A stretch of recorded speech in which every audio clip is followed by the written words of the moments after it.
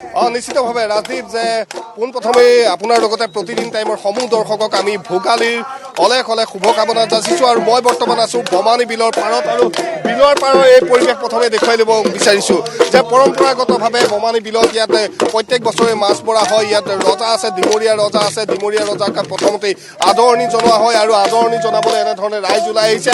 আৰু যদি সমগ্ৰ পৰিৱেশটো আপুনি চাই যে আজি বিশেষকৈ উৰুকাৰ নিশা এই বমানী বিলত একেলগে মাছ মাৰি সকলোৱে আনন্দ মনেৰে এসাঁজ খাবলৈ সকলোৱে গাঁওবাসী হওক অঞ্চলবাসী হওক সকলো ওলাই আহে। সকলোৰে মুখত আনন্দৰ পৰিৱেশ। মই প্ৰথমতে ইয়াৰ কিছু লালিনাং শুনোৱাই ল'ব বিচাৰিম, সকলোৰে লগত কথাও পাতিবলৈ চেষ্টা কৰিম। নবাৰ মেজিক দেখিছোঁ, তেখেতৰ লগতো কথা পাতিম।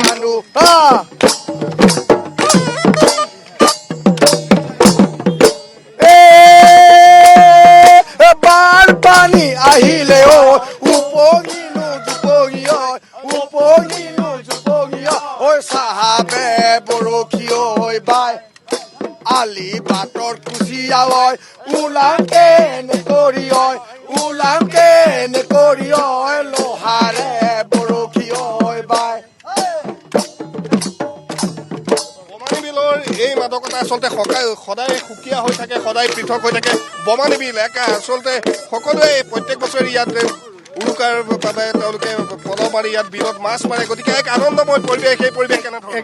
প্ৰাকৃতিক সৌন্দৰ্যৰ মাজত এক সুন্দৰ আনন্দময় পৰিৱেশ এই ভোগালী বিহুৰ আৰম্ভণিত।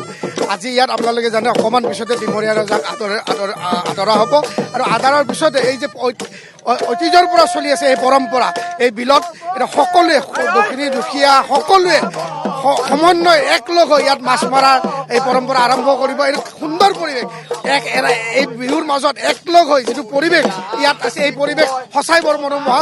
আৰু আজি মোৰ অতি আনন্দৰ দিনৰ ভোগালীৰ উৎসৱত মই আপোনালোকৰ জৰিয়তে সমগ্ৰ অসমবাসী আৰু ডিমৰীয়া ৰাইজক ভোগালী বিহুৰ শুভেচ্ছা জনাইছোঁ। ধন্যবাদ জনাইছোঁ। আমি পুনৰ সেই লালিলাঙৰ মাজলৈ যাবলৈ চেষ্টা কৰিম।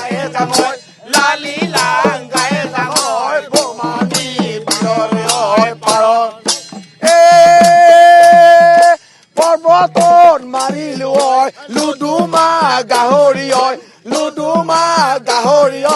ভৈয়ামত মাৰিলো ঐ গড় আমাকে পাবলৈ ঐ গংগাৰ স্নান কৰা গৈ ঐ বিধতাক মাগা গৈ ঐ বৰ।